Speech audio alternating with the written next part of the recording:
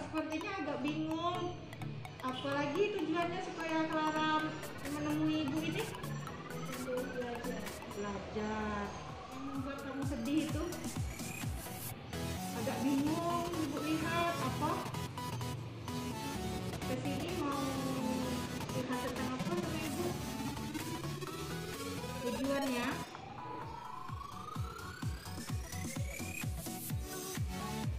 Ibu lihat kamu bingung ya.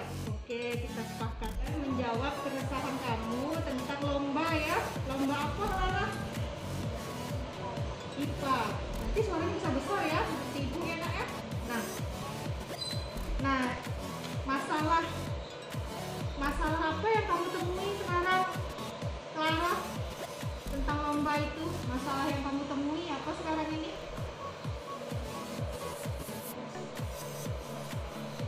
Apa?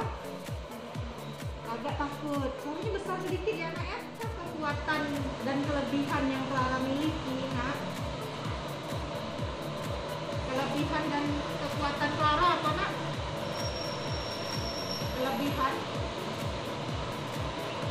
Kelebihan dari Clara apa aja? Tulus bunga. Suaranya bisa besar nak ya. Nah, udah itu apa hambatan dan hambatan untuk menjalani lomba ini, Clara?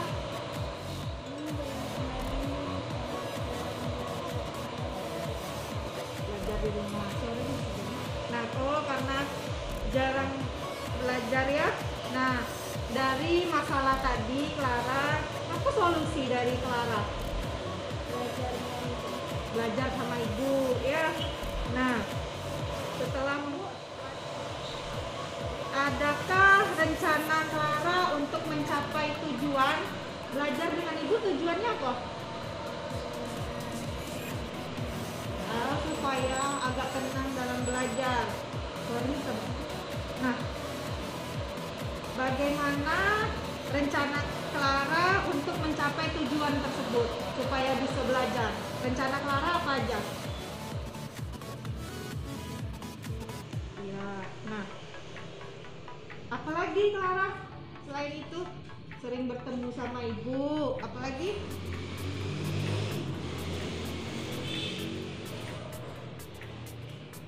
Rencana Clara sering membaca buku. Nah, sering membaca buku, sering bertemu dengan ibu. Di antara dua itu, prioritas yang paling utama Clara inginkan yang mana? Sering membaca buku. Itu kan tadi yang paling utama, prioritasnya tadi sering membaca buku ya. Nah, kemudian strateginya selain itu ada membaca buku, bertemu ibu. Apalagi strateginya nak?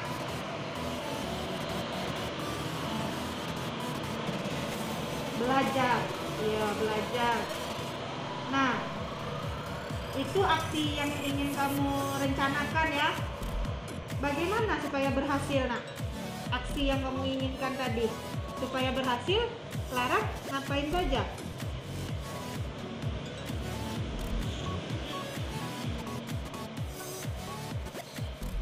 Supaya berhasil, prioritaskan membaca buku. Clara mau ngapain lagi?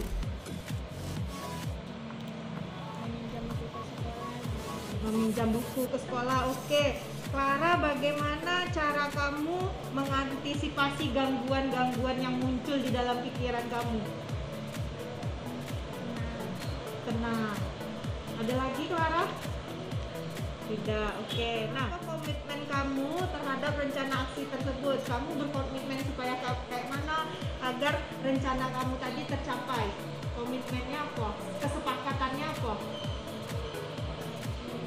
Rajin dari yang sekarang. Oke, siapa saja yang dapat membantu kamu, Clara?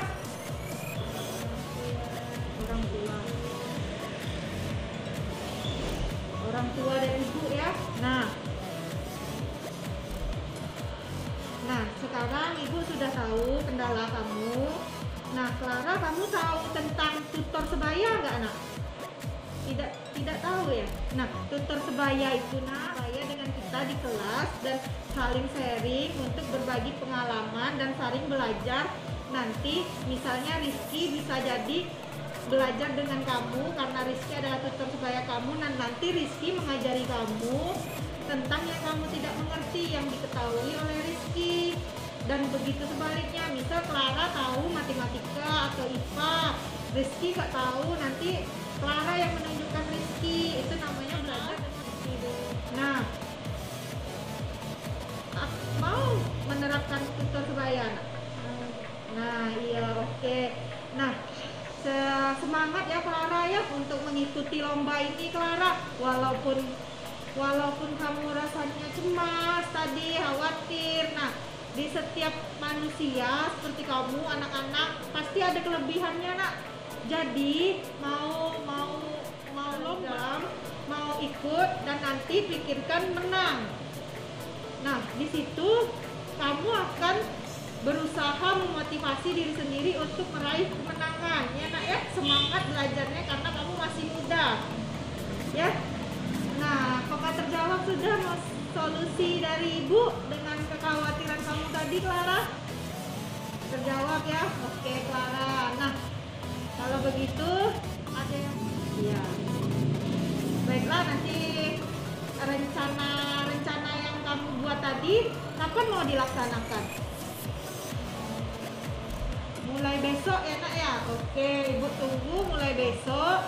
Dan jika sudah kamu laksanakan, nanti ketemu lagi sama ibu, boleh dari grup WhatsApp bertanya-tanya lagi sama ibu ya nak ya. Oke, sampai ketemu lagi Clara.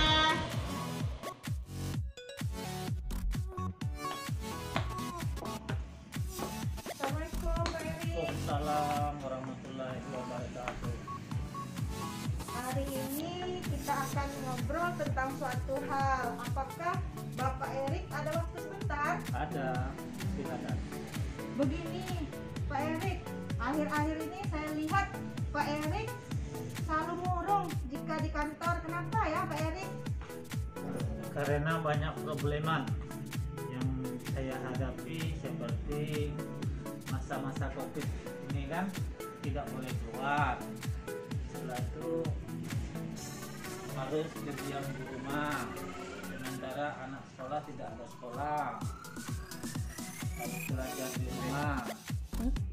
Jadi apa nih yang bisa saya bantu dan apa yang ingin Pak Erik capai dari diskusi kita kali ini?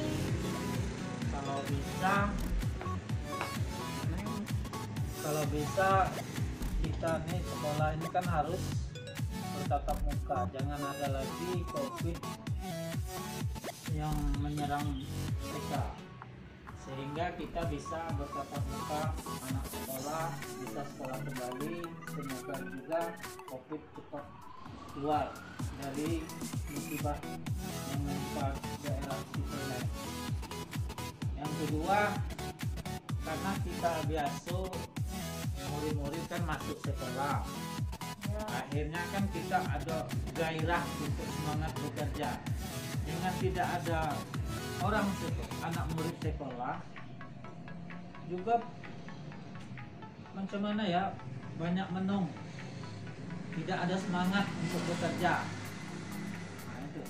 Iya. Oh begitu Pak Erik. Kira-kira ada lagi selain hal itu Pak Erik? Ada lagi, yang satu orang rumah saya kan jualan makanan anak-anak. Sementara dengan adanya COVID ini, pendapatan orang rumah saya berjualan tidak ada karena anak murid tidak masuk. Biasanya kan kalau anak murid masuk kan jajan, sementara orang rumah saya kan kantin di SD 74. Sementara tidak ada yang masuk, jadi pendapatan untuk orang rumah saya tidak ada. Nah, mengharap gaji saja, sementara orang rumah tidak bisa berjualan. Nah, disitulah efek dampaknya yang menimpa dari saya sebagai penjaga sekolah. Padahal income-nya untuk penambahan kebutuhan itu kan orang rumah saya untuk berjualan. Gitu. Oh iya Pak Erik, tunggu sebentar ya Pak Erik ya. Ya.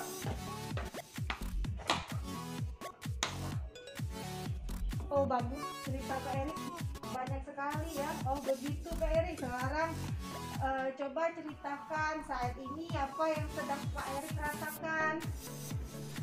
Yang jelas yang saya rasa yang sekarang itu kan, satu, dampaknya kan pendapatan untuk kebutuhan sehari-hari berkurang karena tidak adanya masuk anak murid sekolah karena COVID ini. Sudah 2 tahun berjalan COVID ini, bertatap muka anak murid juga tidak ada. Itu kan sudah mengurangi pendapatan untuk pendapatan orang semua saya. Sudah tuh saya juga bekerja kurang begitu semangat. Kenapa? Karena biasanya kan orang masuk sekolah kita semangat, begitu anak murid ada timbul gairah bersemangat. Dengan adanya kebersamaan gitu, anak-anak kan banyak gitu istilahnya melihat suatu bertukar pendapat dengan anak murid kan. Nah, itu bukan juga dengan guru-guru. Ini yang masuk hanya guru, itu pun guru piket saja, tidak semua. 50% cuma yang masuk 20%, 25% gitu. Iya Pak Erik. Nah, apa rencana Bapak untuk mencapai tujuan? Adakah tujuan Bapak sekarang ini untuk sekolah ini? Jelas tujuan saya itu gitu, kalau bisa pemerintah, baik pemerintah kota maupun pusat mendengar, kalau bisa bertatap muka lah anak murid ini seperti, walaupun tidak seperti semula, paling minimal kan separuh atau 50%, berarti 20% masuk, mengingat menimbang kebutuhan anak murid ini kan kayak kelas 1 itu kan tidak ada tatap muka ya. Nah dengan adanya umpama dalam satu lokal 50 masuk 20%, begitu berguyur itu saran saya untuk kedepannya, baik pemerintah kota maupun pusat bisa membuat tatap muka minimal separuh dulu lah, jangan kita paksa sekaligus karena COVID ini kan sangat berbahaya sekali. Dan juga kan murid-murid juga sudah, guru-guru juga sudah banyak divaksin. Iya Bu, iya. Lagi kan, itu saran saya. Oh begitu Pak Erik. Dari yang Bapak sebutkan tadi, yang paling prioritas, yang paling utama yang mau Bapak jalankan dulu yang mana ya? Yang utama, yang jelas supaya bertatap muka orang anak-anak ini kembali seperti semula, walaupun tidak semula seperti separuh. Yang kedua kan harus diprioritaskan masalah sekolahnya juga, era. Nah, seperti prasarana sekolahnya harus dibutuhkan, ya kan? Apa sarananya yang rusak diperbaiki. Saya sebagai penjaga sekolah itu kan harus memberitahu kan. Nah, prasarana soal kebersihan, kalau sekolah saya sudah bersih, cuman prasarana yang mana yang rusak itu diperbaiki. Apa perlu sekolah ini lebih bagus dari yang lain gitu, lebih favorit digemari, sehingga anak murid banyak menggemar sekolah ke sini. Kalau bisa umpama 200 mulu bisa mencapai 300 anak murid. Karena gini, kalau sekolah itu bagus, orang pasti penggemarnya ke situ, ya kan? Iya Pak. Nah, ke situ. Kalau sekolah itu tidak bagus, sarana prasarananya kurang lengkap, orang tidak berminat. Karena gini, wali murid itu melihat keadaan sekolah, padahal dia tidak melihat mutu. Padahal nengok sekolah itu bagus, bersih, itu banyak penggemarnya masuk anak sekolah itu gitu. Iya Pak, jadi itu salah satu ukuran keberhasilan ya Pak ya? Iya. Dari rencana Bapak ya Pak ya? Iya. Bagaimana cara Bapak untuk mengantisipasi jika ada gangguan-gangguan? Kalau mengantisipasi gangguan-gangguan sebaiknya umpama ada anak murid, jelas anak murid di SD 74 ini apabila sudah masuk tidak boleh keluar pagar. Itu antisipasi untuk menjaga keamanan sekolah. Begitu masuk tidak boleh lagi keluar pagar, kecuali jam pulang baru pulang. Boleh juga bagi orang wali murid yang menjemput anaknya, tepatlah pada waktunya pulang menjemputnya. Jangan menunggu anak tuh menunggu lama-lama dijemput. Terutama kelas 1, kelas 2, kelas 3. Beda. Yang itu karena anak kelas 1, kelas 2, kelas 3 ini mudah terpengaruh oleh orang luar. Kadang-kadang malulah ada penculikan anak. Kalau 4, 5, 6 itu prinsipnya sudah dewasa, pemikirannya sudah dewasa. Nah, itulah saran saya untuk antisipasi bagi kelas 1, kelas 2, kelas 3. Apabila sekolah ini sudah masuk nanti bertatap muka walaupun tidak sepenuhnya atau separuh, nah, saya sarankan kepada wali murid bagi yang rumahnya jauh, silakan menjemput anaknya pada tepat pada waktunya pulang atau menunggu 10 menit atau 5 menit sebelum pulang, tunggu di luar pagar. Itu aja saran. Iya Pak Erik, jadi dapat saya simpulkan ya Pak Erik, banyaknya kendala karena corona ini ya Pak Erik ya. Ya. Nah, oke Pak Erik, apa komitmen Bapak terhadap rencana yang aksi yang Bapak ingin lakukan tersebut? Komitmennya apa ya Pak Erik? Komitmen saya tuh pemerintah harus untuk tegas lagi macam mana sekolah ini lebih bagus, prasarananya diperbaiki sehingga peminat wali murid itu masuk sekolah ke SD 74 itu banyak. Yang kedua, komitmen saya itu bagaimana pemerintah untuk mengadakan tatap muka walaupun tidak sepenuhnya atau separuh seperti yang kemarin dengan umpama lokal ke ada orang 30, berarti yang 15 sekolah tatap muka, yang 15 daring. Sistem giliran, hari ini di tatap muka, besok daring, yang itu gitu. Itu komitmen saya sehingga supaya anak murid itu tidak bodoh. Kalau tidak ada tatap muka dengan guru, macam mana anak itu bisa pintar, macam mana anak itu bisa tahu masalah pelajaran dia. Kenapa tidak tahu, hanya dapat ijazah saja tapi tidak tahu isi dalam ilmunya itu tidak tahu. Iya Pak, dengan komitmen Bapak seperti itu bisa membantu Pak Erik ya Pak Erik ya? Yang jelas bisa membantu saya, dan juga saya juga sebagai penjaga sekolah tidak vakum di dalam sekolah saja, bisa bergerak ke sana sini kan. Pikiran saya bisa nalar, bisa berubah begitu. Karena kalau begini kan di rumah saja saya tidak bisa bergerak, sekedar makan gaji butuh saja kayak gini, tidak bisa apa-apa. Sementara saya tidak bisa bertukar pendapat dengan orang lain.